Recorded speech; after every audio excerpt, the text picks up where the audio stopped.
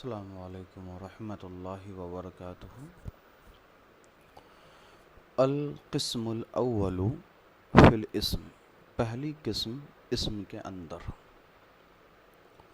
وقد مر تعریفہ، اور اس کی تعریف گزر چکی، یعنی اسم کی تعریف گزر چکی۔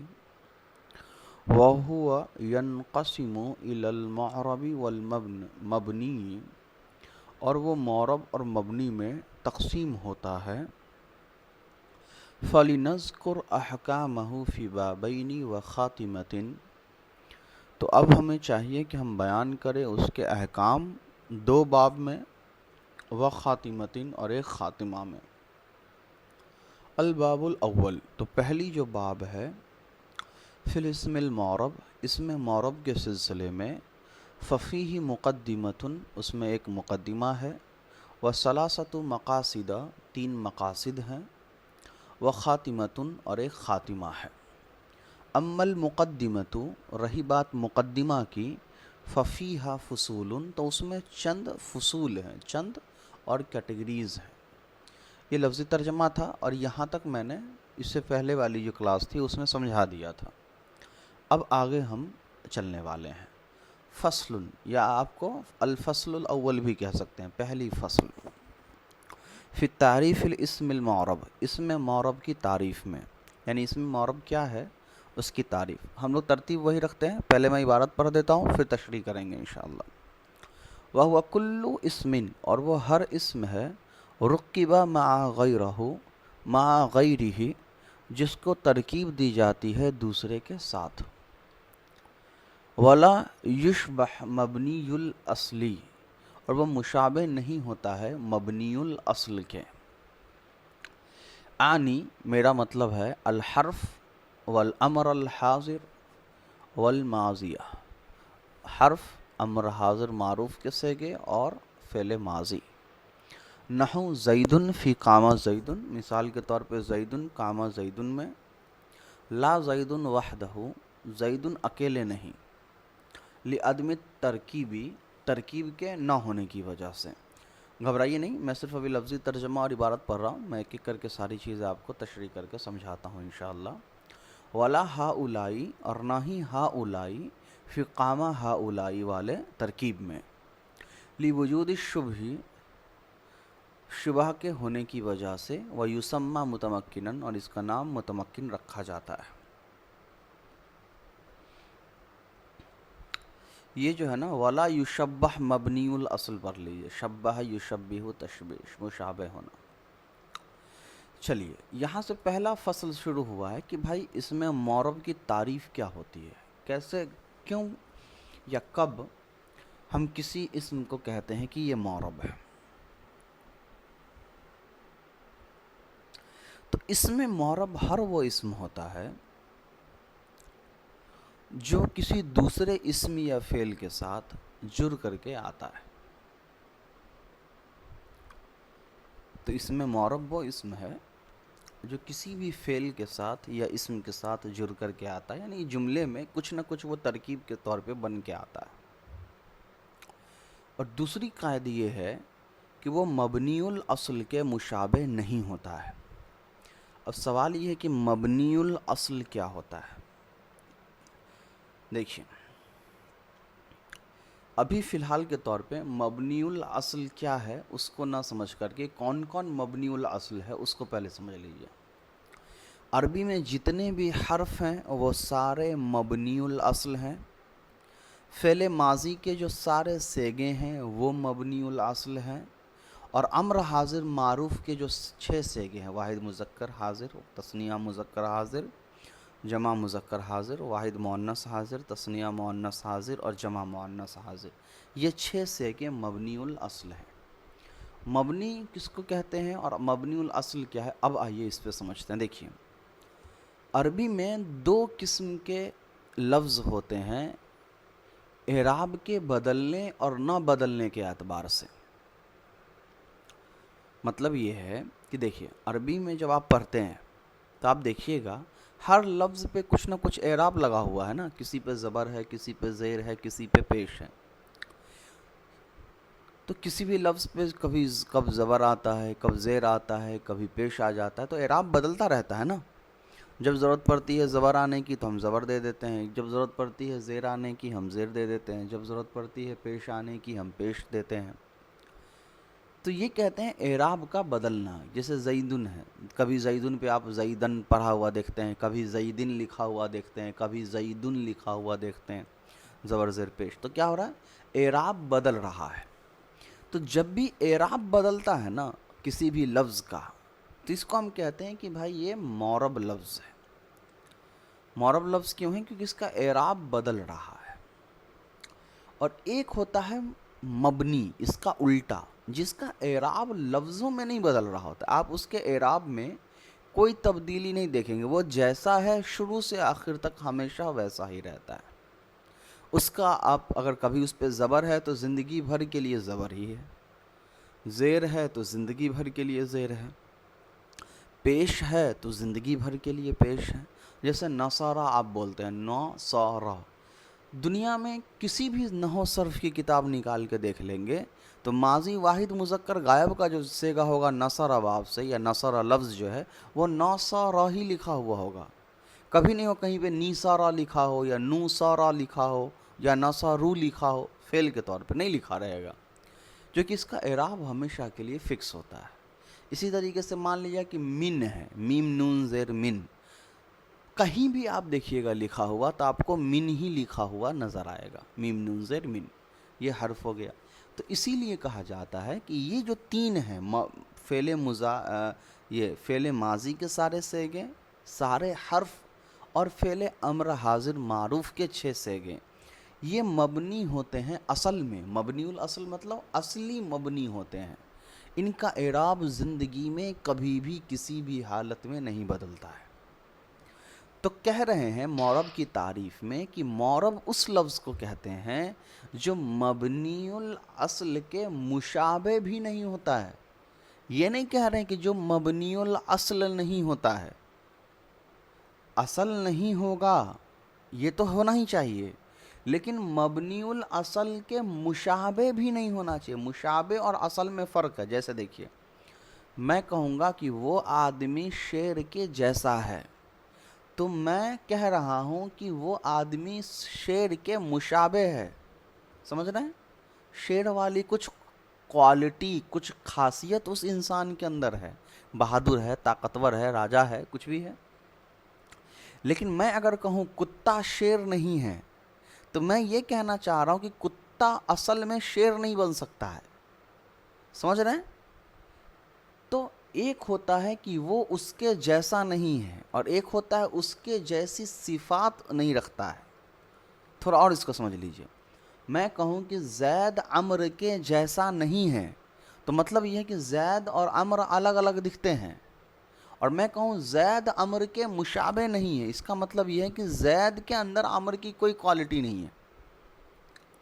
تو یہ کہہ رہے ہیں کہ دیکھو، معرب وہ لفظ نہیں ہے جو مبنی نہیں ہے، بلکہ مبنی تو نہیں ہے 100%، لیکن مبنی والا کوئی کوالٹی بھی اس کے اندر نہیں ہونا چاہیے، ورنہ وہ معرب نہیں رہے گا، پھر وہ کچھ اور بن جائے گا.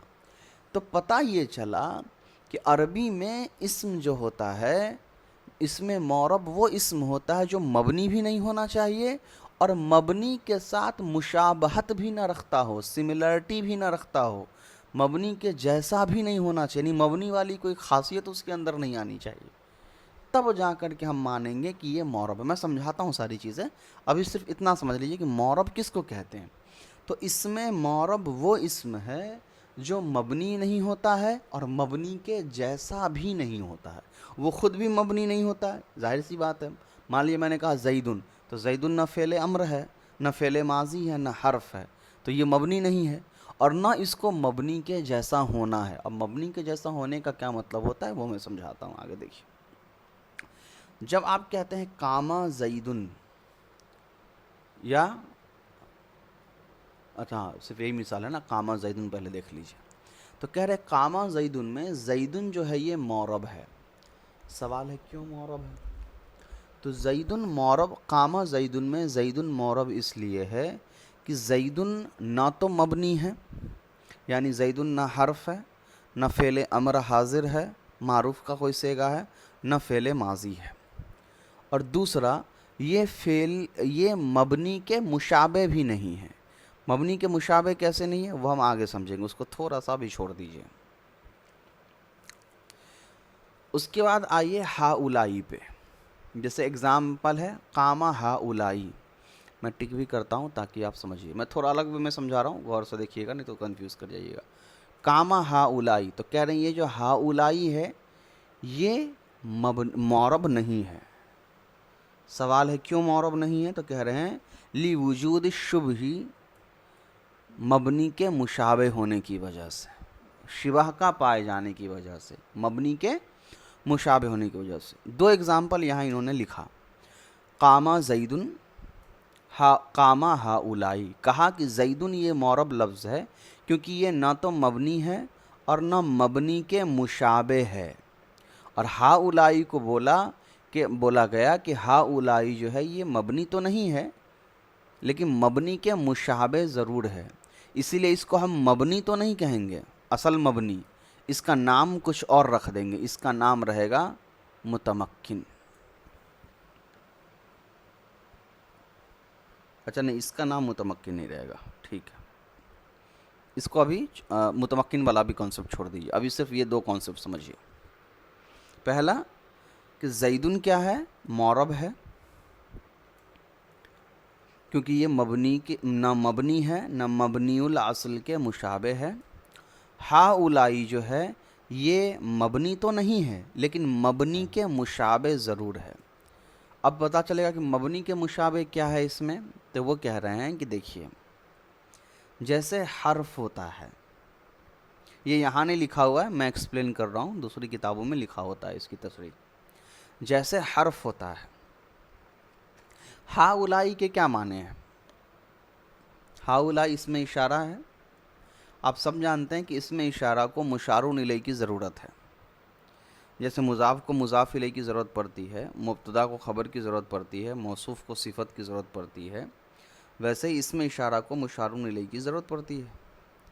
تو پتہ چلا کہ اس میں اشارہ کے اصل معنی سمجھنے کے لیے مشار الیہ کے ساتھ اس کو جوڑنا ضروری ہے. اگر مشار الیہ نہ ہو تو اس میں اشارہ کے حقیقی معنی ہم کو سمجھ میں نہیں آئیں گے. تو حرف کے ساتھ بھی تو یہی مسئلہ ہے نا. حرف کے ساتھ اگر کوئی اسم یا فعل نہ جڑے تو حرف کے حقیقی معنی ہم کو سمجھ میں نہیں آئیں گے. تو معنی کے اعتبار سے یہ جو ہا اولائی اس میں اشارہ ہے وہ مبنی الاصل میں جو حرف ہے اس کے مشابہ ہو گیا.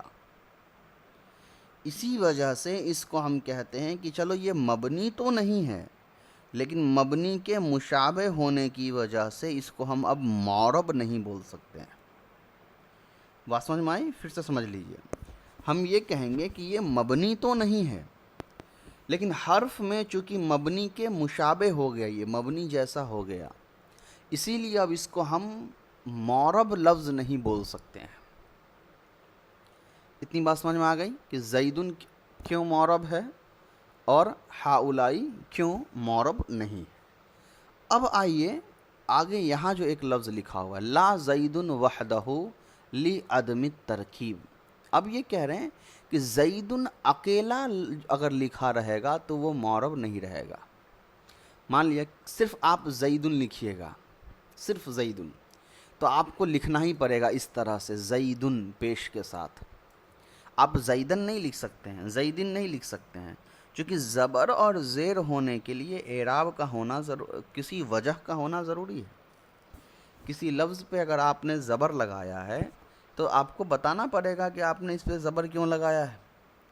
کسی لفظ پہ آپ نے زیر لگایا ہے تو آپ کو بتانا پڑے گا کہ آپ نے اس لفظ پہ زیر کیوں لگایا ہے. تو جب زبر اور زیر لگانے کی وجہ نہیں ہوتی ہے تو وہ پیش ہی لگانا پڑتا ہے. تو جب آپ اکیلے لکھیے گا تو آپ کو زیدن ہی لکھنا پڑے گا. تو زیدن فکس اعراب ہو گیا نا کہ جب بھی آپ کسی لفظ کو اکیلے لکھیے گا تو آپ کو پیش ہی لکھنا پڑے گا. تو اب کیا ہوا؟ یہ بھی تو پھر جو ہے ختم ہو گیا ترکیب اس کی. یہ اکیلے جب لکھا آ رہا ہے تو اس کا اعراب فکس ہو گیا. اور ہم نے آپ کو بتایا کہ مبنی کا اعراب فکس ہوتا ہے اور معرب کا اعراب فکس نہیں ہوتا ہے. تو جب یہ لفظ کا اعراب ہی فکس ہو گیا تو یہ بھی مبنی ہو گیا پھر. ہاں یہ الگ بات ہے کہ یہ پرماننٹ مبنی نہیں ہے.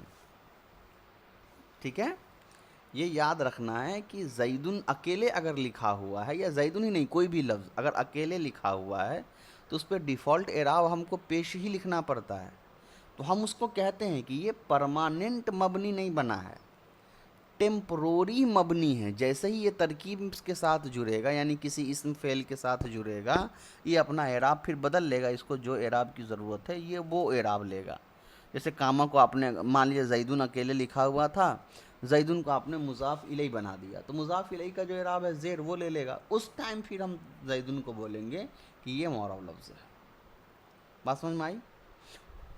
تھوڑا سا اور سمرائز کر دیتا ہوں، ساری باتوں کو سمجھ لیجئے پھر سے تاکہ سمجھنے میں آسانی ہو. یہاں معرب کی تعریف یہ بیان کی گئی کہ معرب وہ لفظ ہوتا ہے جو مبنی نہیں ہوتا ہے اور مبنی الاصل کے مطابق مبنی الاصل کے مشابہ بھی نہیں ہوتا ہے، اور ساتھ ہی اس کے اندر ترکیب ہوتی ہے، یعنی وہ دوسرے اسم یا فعل کے ساتھ جڑ کر کے آتا ہے. یہ تعریف ہے معرب کی. اس کے بعد انہوں نے مثال لکھی کہ زید قامہ زیدن. تو قامہ زیدن میں زیدن جو یہ لفظ ہے اس جملے میں قامہ زیدن میں، یہاں پر یہ زیدن تو معرب ہے. کیوں؟ کیونکہ یہ زیدن مبنی الاصل کے مشابہ بھی نہیں ہے اور یہ ترکیب میں آیا ہے، یعنی ایک فعل کے ساتھ جڑ کے آیا ہے، اکیلے نہیں آیا ہے. پھر دوسری بات انہوں نے کہی کہ صرف زیدن اگر آپ لکھ دیجئے گا، فعل کو ہٹا دیجئے گا، تو آپ کو مبنی اس کو معرب نہیں بول سکتے ہیں، اس لیے کہ اب یہاں ترکیب نہیں ہے، یہ اکیلا آیا ہے، اور جب یہ اکیلا آیا تو اس کا اعراب فکس ہو گیا، اور جب اعراب فکس ہوتا ہے تو وہ مبنی ہوتا ہے، معرب تو ہوتا نہیں ہے. تو اکیلے اگر زید کو آپ نے لکھ دیا تو اس کو آپ پھر معرب نہیں بول سکتے. یہ دو بات ہو گئی. تیسرا اگزامپل انہوں نے دیا ہا اولائی والا، کہ کاما ہا اولائی جو لفظ ہے، تو کاما ہا اولائی میں ہا اولائی جو ہے یہ مبنی معرب نہیں ہے. تو اب یہ کوسچن اصل میں یہاں پہ چھپا ہوا ہے کہ بھائی ابھی آپ نے کہا کہ ایک لفظ اگر ترکیب میں بن کر کے آ رہا ہے اور وہ مبنی نہیں ہے تو اس کو معرب کہنا چاہیے. تو ہا اولائی تو ترکیب میں آیا نا، تو زیدن کی طرح ہا اولائی کو آپ کیوں نہیں مبنی معرب کہیے گا؟ ترکیب میں ہے نا، اکیلے تو ہا اولائی نے لکھایا، ترکیب میں لکھ کے آیا. جیسے کاما زیدن میں کاما اور زیدن دو لفظ ملے، تو ایسے ہی کاما ہا اولائی میں نے ہا اولائی کی زیدن کی جگہ ہا اولائی لکھ دیا. تو آپ ہا اولائی کو کہیے کہ یہ ابھی معرب ہے، اور جب اکیلے لکھیں گے تو ترکیب نہیں رہے گا تو یہ مبنی ہو جائے گا. تو اس کا جواب دے رہے ہیں کہ بھائی ایسا نہیں ہے. ہا اولائی جو یہ مبنی ہے اس کا ریزن یہ نہیں ہے کہ یہ ترکیب میں ہے کہ نہیں ہے، اس کا اصل ریزن یہ ہے کہ ہا اولائی مبنی الاصل کے مشابہ ہے. زیدن مبنی الاصل کے مشابہ نہیں تھا ترکیب کے اندر. جب کاما زیدن آپ نے لکھا تو وہاں زیدن مبنی الاصل کے مشابہ نہیں تھا، لیکن یہاں جو کاما ہا اولائی آپ لکھ رہے ہیں تو ہا اولائی آلریڈی مبنی الاصل کے مشابہ ہے. تو اسی وجہ سے جب وہ مبنی الاصل کے مشابہ ہو گیا تو معرب ہی نہیں رہا، اس لیے کہ معرب کی تعریف میں لکھا ہوا ہے کہ مبنی الاصل کے مشابہ آپ کو نہیں کرنا ہے. اب یہ یسمہ متمکنن جو ہے نا، یہ جڑا ہوا اس سے نہیں ہے، وہ جملے کا خاتمہ ہے کہ معرب لفظ کا نام متمکن رکھا جاتا ہے. تو پتہ چلا کہ تین لفظ استعمال کرتے ہیں ہم لوگ جنرلی، اس کو یاد رکھیے. ایک معرب جس کو متمکن بھی کہتے ہیں، جس کا اعراب بدلتا رہتا ہے، کبھی زبر کبھی زیر کبھی پیش. ایک ہوتا ہے اسم غیر متمکن.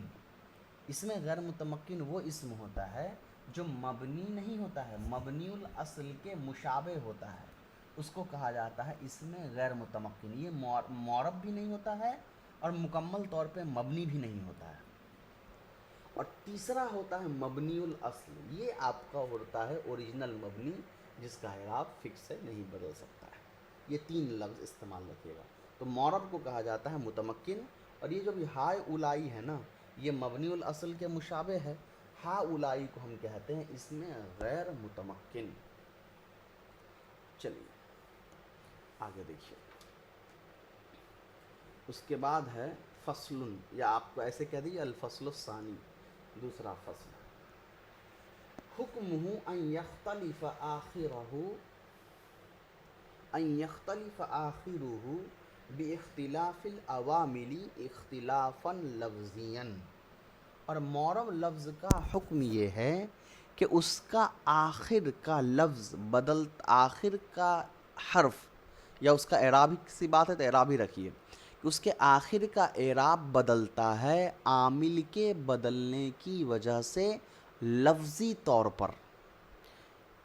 یہ لفظی ترجمہ ہو گیا، مطلب کیا ہے کہ معرب لفظ کیا ہے، میں نے بتایا نا، معرب لفظ کس کو کہیں گے، جس کا اعراب بدلتا رہتا ہے۔ اعراب کیا ہوتا ہے، ہر کلمے کے لاسٹ میں جو زبر زیر پیش ہے، وہ ایسے تو ہر زبر زیر پیش کو اعراب کہتے ہیں، لیکن نحو کے اندر جب ہم اعراب کسی لفظ اسم کے اعراب کی بات کرتے ہیں تو اس لفظ کا آخری جو حرف ہوتا ہے، جیسے زیدن ہے تو زیدن میں دال آخر میں ہے نا، تو دال پر کیا اعراب ہے اس سے بحث ہوتی ہے۔ تو ہم کہیں گے کہ لفظی طور پر، لفظی مطلب لفظوں میں دکھے بدلتا ہوا، جیسے پیش لگا رہے ہیں تو پیش دکھے لفظوں میں لکھا ہوا، زیر لگا رہے ہیں تو زیر لفظوں میں لکھا ہوا دکھے، زبر لگا رہے ہیں تو لفظوں میں زبر دکھے، اس کو کہا جاتا ہے لفظی، کہ آپ نے جو لکھا ہے نا وہ دکھ رہا ہوگا آپ کو کہ یہ لکھا ہے، یہ زبر لکھا، یہ زیر لکھا، یہ پیش لکھا۔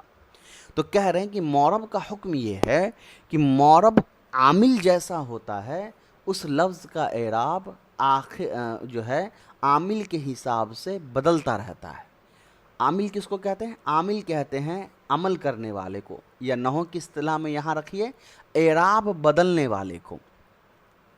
کوئی عامل آ گیا جس نے کہا کسی اسم، مان لیجیے زیدن اسم لکھا ہوا ہے، کہیں پہ زیدن لکھا ہوا ہے، ایک عامل آیا اس نے کہا بھائی تم زبر لو، تو اس نے کہا ٹھیک ہے زیدن ہو گیا۔ ایک نے آیا کہا نہیں تم زیر لو، تو زیدن ہو گیا۔ تو کیا ہوا، جیسا اس کو اعراب کہا جا رہا ہے لے لو، ویسا اعراب وہ لے رہا ہے۔ تو ایسے لفظ کو ہم کہتے ہیں کہ یہ معرب ہے، اور اس کا یہ حکم ہے کہ عامل اس کو زبر دینے کہے گا تو وہ بیچارہ زبر لے لے گا، عامل کہے گا زیر لے لو تو وہ زیر لے لے گا، عامل کہے گا پیش لے لو تو وہ پیش لے لے گا، یعنی وہ ایک فرما بردار ہوتا ہے، عامل اس کو جو کہتا ہے اتنا ہی کام وہ کرتا ہے۔ لفظاً کا مطلب بھی سمجھ گئے کہ لفظوں میں وہ دکھتا ہے کہ عامل نے ابھی اس کو زبر دیا، عامل نے ابھی اس کو زیر دیا، عامل نے اس کو پیش دیا۔ جیسے رجل لکھا ہوا ہے، آپ نے اس سے پہلے علی حرف جر لگا دیا، علی حرف جر نے رجل کہا ہے اب تم زیر لے لو، ہم حرف جر ہے ہم زیر دیتے ہیں، رجل نے اپنا اعراب بدل کر کے زیر کر لیا، علی رجل۔ تو رجل کیا ہے، اس نے اپنا عامل کی بات مان کر کے اپنا اعراب بدل لیا لفظی طور پہ، کیونکہ اعراب آپ کو بدلتا ہوا دکھ رہا ہے کہ لام پہ پہلے پیش تھا اب زیر ہو گیا۔ اس کی مثال انہوں نے لکھی ہے، دیکھ لیجئے، جاءنی زیدن، میرے پاس زید آیا، یہاں زید پر پیش ہے فاعل ہونے کی وجہ سے۔ دوسرا مثال ہے رأیت زیدن، میں نے زید کو دیکھا، یہاں زیدن پر زبر ہے مفعول ہونے کی وجہ سے۔ اور تیسرا مثال ہے مررت بزیدن، میں زید کے پاس سے گزرا، یہاں زید پر زیر ہے باحرف جر ہونے کی وجہ سے۔ اب ان تینوں مثال میں دیکھیے، زید نے بات مانی ہے عامل کی، اس کو جیسا اعراب دیا گیا اس نے ویسا اعراب لے لیا۔ جاءنی زیدن، پہلا اگزامپل میں فعل نے اس کو کہا کہ تم کو پیش لینا ہے کیونکہ تم فاعل ہو، تو پیش لے لیا۔ دوسرا اگزامپل رأیت زیدن میں فعل اور فاعل نے کہا کہ تم مفعول ہو، تم کو زبر چاہیے ہوگا، تو اس نے زبر لے لیا۔ اور تیسرا اگزامپل مررت بزیدن میں زیدن کو فعل فاعل اور با حرف جر نے کہا کہ تم کو زیر لینا پڑے گا اس لیے کہ ہم حرف جر ہیں، تو اس نے زیر اعراب لے لیا۔ تو لفظوں میں اس کا اعراب بدل گیا اور جیسا عامل آیا ویسا اعراب اس نے لیا۔ دوسرا ایک کانسیپٹ ہوتا ہے تقدیراً، جو لفظی کے مقابلے میں آتا ہے۔ ایک ہوتا ہے تقدیری اعراب، یعنی اعراب جو ہے نا وہ آپ کو وہاں پر دکھے گا نہیں لکھا ہوا، ہم کو ماننا پڑتا ہے کہ یہ زبر کی جگہ پہ ہے، یہ زیر کی جگہ پہ ہے، یہ پیش کی جگہ پہ۔ جیسے دیکھیے جاءنی موسیٰ، میرے پاس موسیٰ آئے، یہاں پہ موسیٰ پہ پیش ہے حالت رفع میں کیونکہ فاعل ہے۔ جیسے جاءنی زیدن تھا، زیدن فاعل تھا تو اس پہ پیش تھا، تو جاءنی موسیٰ، موسیٰ پہ بھی یہاں پہ پیش ہے، لیکن یہاں پر موسیٰ کا اعراب لفظوں میں، آپ موسیٰ کا اعراب لفظوں میں لکھا ہوا نہیں دیکھ پائیے گا، اس لیے کہ یہاں اعراب تقدیری ہوتا ہے، یعنی اعراب ہیڈن ہوتا ہے۔ رأیت موسیٰ، یہاں فعل فاعل نے کہا کہ تم مفعول ہو، تم کو زبر لینا ہے، زبر تو اس نے لے لیا لیکن لکھا ہوا کہیں نہیں ہے۔ مررتو بھی موسیٰ، باہر فجر نے زیر دے دیا، موسیٰ لفظ نے زیر لے بھی لیا مگر لفظوں میں لکھا ہوا کہیں نہیں ہے۔ چلیے، تو یہ تھا لفظی اور اس کا تقدیری اعراب کا کانسیپٹ۔ آگے دیکھیے الاعراب۔ اب سوال ہے کہ بھائی اعراب کیا ہے؟ الاعراب ما به یختلف آخر المعرب، اعراب وہ ہے جس کی وجہ سے معرب لفظ کا آخر بدلتا ہے، اسی کو کہتے ہیں اعراب۔ کا ضمتی جیسے کہ ضمہ، والفتحتی جیسے کہ فتحہ، والکسرتی جیسے کہ کسرہ، والواو جیسے کہ واو، والالف جیسے کہ الف، والیا اور یا۔ تو اعراب دو طرح کا ہے نا، ایک تو آپ کا ضمہ فتحہ کسرہ ہے، اس کو کہتے ہیں حرفی اعراب، حرکتی اعراب۔ زبر زیر پیش کو حرکات کہتے ہیں، حرکات کو جلدی پڑھے تھوڑا بھی نہ کھینچیں، نورانی قاعدہ میں آپ نے بار بار پڑھا ہوگا۔ تو زبر زیر پیش جو ہوتا ہے اس کو کہا جاتا ہے حرکتی اعراب، اور ایک ہوتا ہے حرفی اعراب جو ہوتا ہے الف واو یا، ٹھیک ہے، وہاں پر ہم حرکت نہیں لگاتے ہیں بلکہ الف واو اور یا اعراب لگاتے ہیں۔ چلیے آگے ہے وَإِعْرَابُ الْإِسْمِ عَلَىٰ ثَلَاثَةِ أَنْوَاعٍ، اسم کا جو اعراب ہوتا ہے وہ تین قسموں پہ ہوتا ہے، یعنی بٹا ہوا ہوتا ہے، یعنی اسم پہ عام طور پہ تین طرح سے اعراب آ سکتا ہے۔ ایک ہے رفع یعنی پیش، ایک ہے نصب یعنی زبر، اور ایک ہے زیر یعنی کہ زیر یا کسرہ۔ تو حال رفع و نصب و جر، ٹھیک ہے۔ اس کے بعد ہے العامل ما يحصل به رفع و نصب و جر، عامل کس کو کہتے ہیں؟ جس کے ذریعے سے رفع نصب جر کو حاصل کیا جاتا ہے۔ ظاہر سی بات ہے جیسا عامل ہوتا ہے ویسا اعراب ہوتا ہے۔ تو عامل کیا کرتا ہے؟ زبر والا عامل جو ہوتا ہے وہ زبر کو حاصل کرتا ہے، زیر والا عامل جو ہوتا ہے وہ زیر کو حاصل کرتا ہے، اور پیش والا عامل جو ہوتا ہے وہ پیش کو حاصل کرتا ہے۔ چلیے وَمَحَلُّ الْإِعْرَابِ مِنَ الْإِسْمِ هُوَ الْحَرْفُ الْآخِرُ، اور ایک اور لفظ استعمال ہوتا ہے جس کو کہا جاتا ہے محل اعراب۔ محل اعراب کہا جاتا ہے ہر لفظ کا جو آخری لفظ ہوتا ہے، جیسے زیدن میں نے کہا نا، تو زیدن میں جو دال ہے نا وہ کہلائے گا محل اعراب، یعنی جس پہ اعراب لگتا ہے، جس کے اعراب سے ہم کو مطلب، جیسے رجلن ہے تو را اور جیم کے اعراب سے ہم کو کوئی مطلب نہیں ہے، ٹھیک ہے، ہم کو مطلب رہے گا لام کے اعراب سے، لام پہ کبھی زبر کبھی زیر کبھی پیش، تو لام کو ہم کہیں گے محل اعراب، یعنی اعراب آنے کی جگہ۔ چلیے مثال دیکھیے، مثال الکل، اب یہ ساری لفظ جو اوپر لکھا ہے اس کا مثال دیکھ لیجئے۔ کاما زیدن میں کاما ہو گیا عامل، ظاہر سی بات ہے فعل عمل کرتا ہے، کیا عمل کرتا ہے؟ فاعل کو پیش دیتا ہے، تو زیدن ہو گیا معرب، والضمۃ اعراب، اور زیدن پہ جو پیش ہے وہ اس کا اعراب ہے، والدال محل الاعراب، اور زیدن میں جو دال ہے یہ محل اعراب ہے، یہ سب میں نے سمجھائی دیا آپ کو۔ وعلم، اور جان لو، انہ لا یعرب فی کلام العربی الا الاسم المتمکن والفعل المضارع۔ اب کہہ رہے ہیں کہ عربی میں جو معرب لفظ ہے نا وہ صرف فعل مضارع اور اسم ہے۔ سیجیء حکمہ فی القسم الثانی انشاءاللہ تعالی، اور اس کا قسم دوسرے حکم کے اندر یا دوسرے فصل کے اندر قسم کے اندر آئے گا انشاءاللہ۔ تو یہاں کیا کہہ رہے ہیں کہ تین طرح کے اسم ہوئے، ایک معرب جس کا اعراب بدلے گا، ایک مبنی جس کا اعراب کسی حالت میں نہیں بدلے گا، اور ایک ہوتا ہے مبنی الاصل جو نہ معرب ہوتا ہے نہ مبنی ہوتا ہے، وہ مبنی کے جیسا ہوتا ہے، اسی لیے اس کو ہم مبنی جیسا مان کے چلتے ہیں۔ چلیے اس کے بعد دو طرح سے اعراب بدلتا ہے، ایک لفظی اور ایک تقدیری۔ لفظی اعراب بدلے گا تو لفظوں میں آپ کو اعراب بدلتا ہوا دکھے گا، اور اگر تقدیری اعراب جو ہوتا ہے وہ لفظوں میں اعراب آپ کو بدلتا ہوا نہیں دکھے گا۔ اس کے بعد ہم نے پڑھا عامل، عامل کہتے ہیں اس کو جو اعراب بدلتا ہے، اعراب زبر زیر پیش کو کہتے ہیں اور الف واو یا کو کہتے ہیں۔ زبر زیر پیش حرکتی اعراب ہو گیا اور الف واو یا حرفی اعراب ہو گیا۔ ایک ہوتا ہے محل اعراب، محل اعراب ہوتا ہے اعراب آنے کی جگہ، ہر لفظ کا جو آخری حرف ہوتا ہے وہ محل اعراب ہوتا ہے۔ چلیے اس کے بعد والا جو لفظ ہے فصل فی اصناف الاعراب الاسم، اچھا ہاں اس میں ایک چیز اور چھوٹ گیا، اس کے بعد کہہ رہے ہیں کہ معرب جو ہوتا ہے نا، معرب جو ہوتا ہے اس کی بات تو ہو گئی کہ معرب اور مبنی کی بھی گنتی ہے، کچھ گنے چنے الفاظ ہیں جو مبنی الاصل ہیں، جو 3 تھے اوپر یہ ذکر ہو گیا، یہ سارے فعل جو حرف ہیں وہ مبنی الاصل ہیں، سارے جو فعل ماضی ہیں وہ مبنی الاصل ہیں، اور امر حاضر کے جو 6 صیغے ہیں وہ مبنی الاصل ہیں، یہ ہو گیا۔ اس کے بعد آیا ایک اسم غیر متمکن۔ اسم غیر متمکن کیا ہے؟ وہ اسم جو مبنی الاصل کے مشابہ ہوتا ہے نا، تو یہ بھی گنتی کے ہیں، یہ بھی آپ کو 8 ملیں گے، اس کے بعد نہیں ہے۔ اور ایک ہے معرب، تو اس کے علاوہ جتنے بھی اسم ہیں وہ سب معرب ہیں، اور فعل میں فعل مضارع جو ہیں وہ سب معرب ہیں، صرف 2 صیغہ چھوڑ کر کے، یہ جمع مؤنث غائب اور جمع مؤنث حاضر، یہ 2 صیغہ چھوڑ کے سارے فعل مضارع جو ہیں وہ معرب ہیں۔ تو یہاں تک آپ کو بات سمجھ میں انشاءاللہ آ جانی چاہیے۔ آگے جو ہے الفصل الثالث جو ہے، اس میں اعراب کی تقسیم ہے، یہ بہت اہم ہے، تو اس کو انشاءاللہ ہم سیپریٹ ویڈیو میں کریں گے، وہاں میں تھوڑا اچھے سے پہلے سارے لفظ کا ایک اعراب لکھ دوں گا، سمجھا دوں گا، اور پھر یہاں سے انشاءاللہ اس کو پڑھ کر کے کمپلیٹ کر دیں گے۔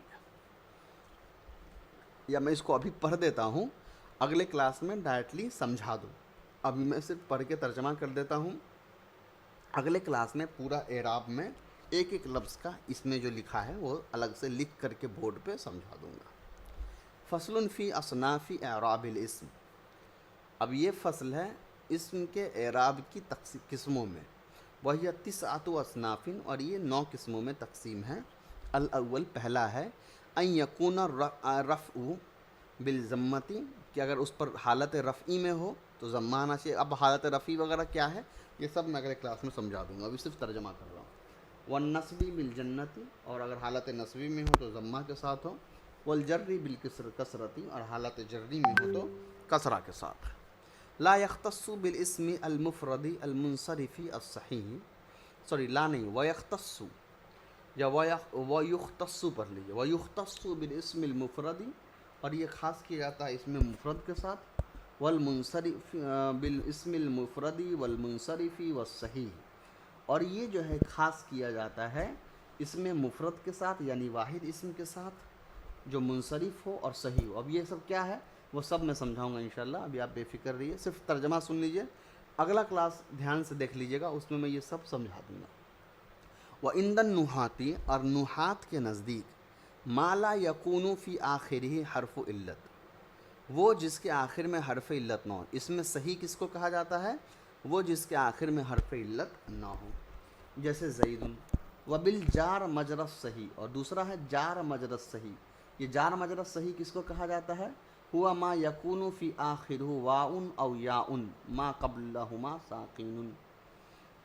جار مجرى الصحیح کہا جاتا ہے اس اسم کو جس کے آخر میں واو اور یا ہو، اور اس واو اور یا سے پہلے ساکین ہو، جیسے دلون یا زبیعن، ان دونوں میں آخر ایک میں واو ہے ایک میں یا ہے، اور اس واو اور یا سے پہلے دونوں میں آپ کو سکون مل جائے گا۔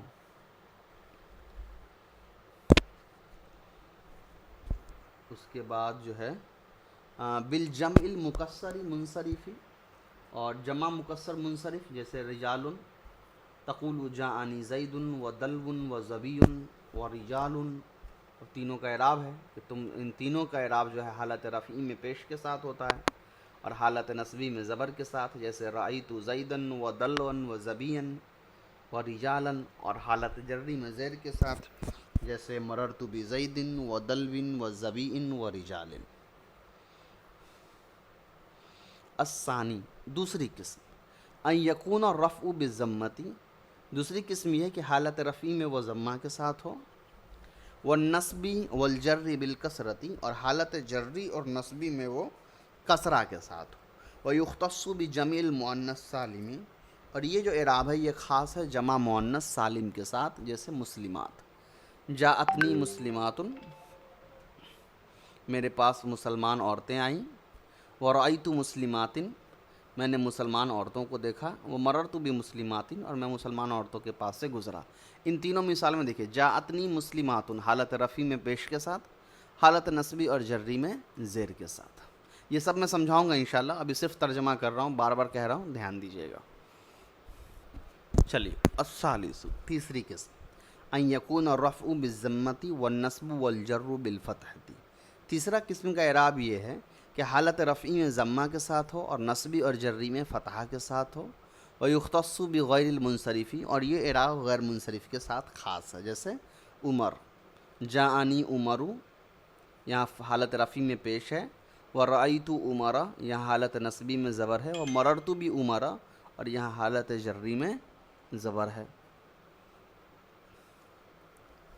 الرابع، چوتھا اعراب کا قسم، چوتھا ہے ان یکون الرفع بالواو، حالت رفعی میں واو ہو، والنصب بالالف، حالت نصبی میں الف کے ساتھ اعراب ہو، والجر بالیا، اور حالت جری میں یا کے ساتھ اعراب ہو، ویختص بالاسماء الستۃ مکبرۃ مباحدۃ مضافۃ الی غیر یا المتکلم، اور یہ اعراب خاص ہے اسماء ستہ مکبرہ کے ساتھ جو اکیلا ہو اور واحد ہو، یعنی اور مضاف ہو یا متکلم کے علاوہ کی طرف، یعنی واحد متکلم کا جو صیغہ ہے اس کے علاوہ کسی اور کی طرف مضاف ہو۔ کیا ہے یہ سب سمجھیں گے انشاءاللہ، ابھی صرف وہی اعراب دیکھ لیجیے، جیسے اخو کا، ابو کا، ہمو کی، ہنو کا، وخو کا، وذو مالن، وتقول جاءنی اخوک ورأیت اخاک ومررت باخیک وقضى البواقی، اور اسی طریقے سے سارے ان تینوں کا اعراب دیکھ لیجئے۔ حالت رفعی میں واو کے ساتھ ہے اخوک، واو ہے، حالت نصبی میں زبر کے ساتھ ہوتا ہے جیسے اخاک، زبر ہے، اور حالت جری میں یا کے ساتھ ہے باخیک۔ چلیے،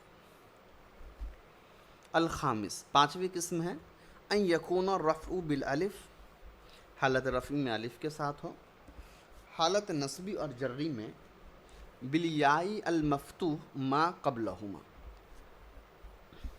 بالیاء المفتوح ما قبلہما، حالت نصبی اور جری میں یا مفتوح کے ساتھ، یعنی ایسا یا جس پر زبر ہو، یعنی بالیاء المفتوح ما قبلہا کر دیجئے، ٹھیک ہے، المفتوح ما قبلہا، یا کے ساتھ ہو جس یا سے پہلے مفتوح ہونا چاہیے۔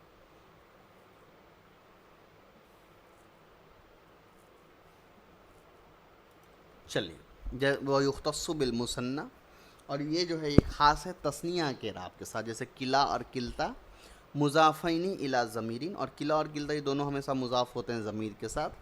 اسی طریقے سے اثنانی و اثنتانی، دونوں دو کے لیے ہے۔ تقول جاءنی رجلانی کلاہما، میرے پاس دو آدمی آئے، ورأیت رجلین کلیہما ومررت برجلین کلیہما، ان تینوں میں وہی اعراب ہے، اور یہ یا والا سا چھوٹ گیا نا، یا والا پڑھ لیجئے، رأیت رجلین کلیہما واثنین بھی ہے نا، اور مررت برجلین کلیہما واثنین، تو ایک الف نون کے ساتھ ہے جس پہ زیر ہوتا ہے، اور ایک یا نون کے ساتھ ہے جس یا سے پہلے زبر ہوتا ہے۔ صرف ابھی ترجمہ کر رہا ہوں، گھبرائیے گا نہیں، انشاءاللہ یہ سب بہت ایزی وے میں سمجھا دوں گا اگلے کلاس میں، ابھی صرف ترجمہ دیکھ لیجیے۔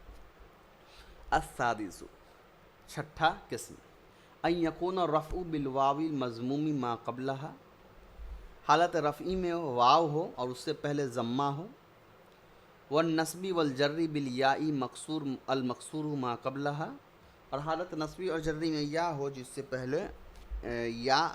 پہلے زیر ہو، یعنی واو سے پہلے پیش اور یا سے پہلے زیر ہو، ویختص بجمع المذکر السالم، اور یہ اس قسم کا اعراب جمع مذکر سالم کے ساتھ خاص ہوتا ہے، نحو مسلمون، اور اسی طریقے سے الو، اس کے ساتھ بھی عشرون ما اخواتہا، عشرون ما اخواتہا سے مراد عشرون، ثلاثون، اربعون، خمسون، ستون، سبعون، ثمانون، تسعون، 20 سے 90 تک جو جائے گا۔ تقول جاءنی مسلمون و عشرون رجالا، یا اولو مالن، ورأيت مسلمين وعشرين رجلا وأولي مال ومررت بمسلمين وعشرين ورجلا وأولي مال. یہ تینوں کا مثال ایک ساتھ دے دیا گیا ہے، مسلمون کا، عشرون کا اور اولو کا. یہ تینوں انشاءاللہ میں سمجھاؤں گا آپ کو آگے، ٹھیک ہے. آگے دیکھیں، وَعْلَمْ أَنَّ النُّونَ التَّثْنِيَةَ وَعْلَمْ أَنَّ النُّونَ التَّثْنِيَةِ مَقْصُورَةٌ أَبْدًا. جان لو کہ تثنیہ کا جو نون ہوتا ہے وہ ہمیشہ مقصور ہوتا ہے، نون پہ ہمیشہ زیر ہوتا ہے. وَنُونُ جَمْعِ السَّلَامَةِ مفتوحۃ ابداً. اور جو جمع مذکر سالم کا نون ہے وہ مفتوح ہوتا ہے ہمیشہ. یہ ہوتا ہے نا، دیکھیے یا نون جو ہوتا ہے تثنیہ میں بھی بنتا ہے اور جمع مذکر سالم میں بھی لگتا ہے، تو کنفیوژن ہو سکتا ہے نا کہ جمع مذکر سالم کا یا نون کیسا ہے اور تثنیہ کا یا نون کیسا ہے. تو اسی کے بارے بتا رہے ہیں کہ تثنیہ کا جو نون ہوتا ہے اس کے نون پر زیر ہوتا ہے ہمیشہ، اور جمع مذکر سالم کا جو نون ہوتا ہے اس کے نون پر ہمیشہ زبر ہوتا ہے. وَهُمَا يَسْقُطَانِ عِنْدَ الْإِضَافَةِ. اور وہ دونوں نون گر جاتا ہے مضاف ہونے کی صورت میں.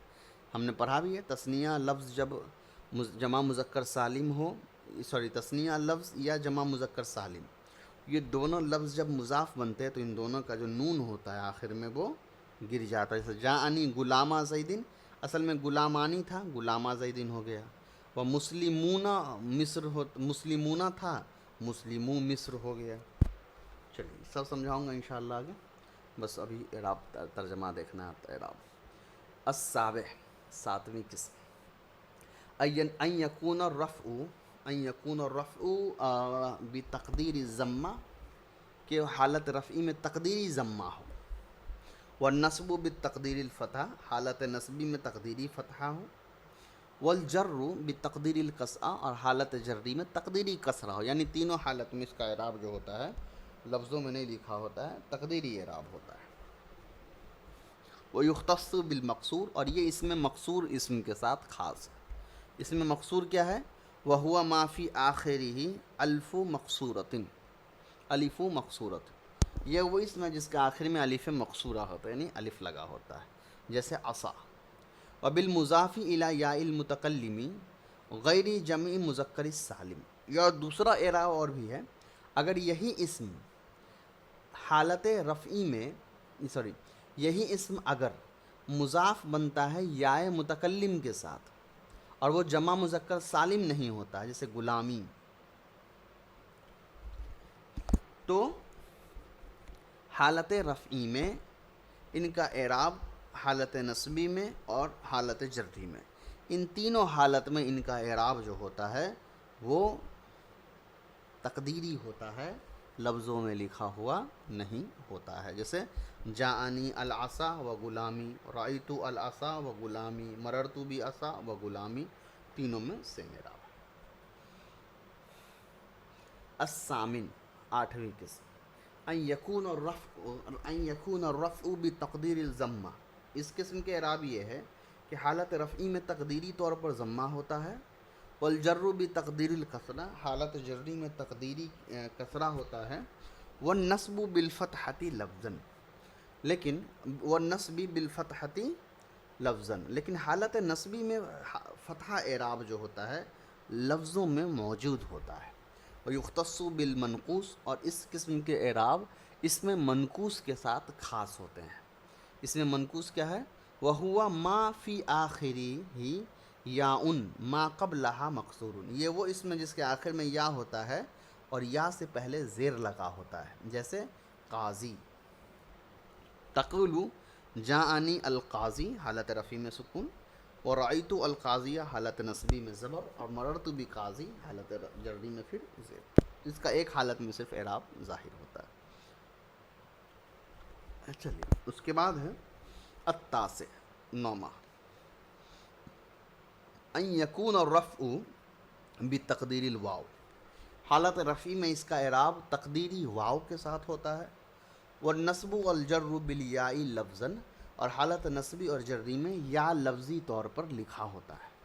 ویختص بجمع المذکر السالم، یہ جمع مذکر سالم کے ساتھ یہ اعراب خاص ہوتا ہے، لیکن تب مضافاً الی یا متکلم، جب یہ لفظ یا متکلم کی طرف مضاف ہوتا ہے. جیسے جاءنی مسلمی، میرے پاس مسلمان آئے، تو یہ اصل میں تقدیر ہو، یعنی یہ مسلمیہ جو تھا یہ بنا ہوا تھا مسلمویا، مسلمویا۔ اجتماعت الواو والیاء فی کلمۃ واحدۃ، تو واو اور یا دو کلمے میں دو لفظ ایک ہی کلمے میں جمع ہو گئے ایک ساتھ، مسلمویا ہو گیا نا، واو اور یا ایک جگہ جمع ہو گئے۔ فالاولی منہما ساکنۃ، اور یہ واو جو ہے ساکن ہے اس لیے کہ میم واو پیش منہ ہے۔ فقبلت الواو یاءن، تو اس واو کو یا میں بدل دیا گیا۔ وادغمت الیاء فی الیاء، اور پھر جب دو لفظ ایک ہی جنس کے تھے، دونوں یا ہے، تو دونوں یا میں یا کو ادغام کر کے تشدید دے دیا گیا۔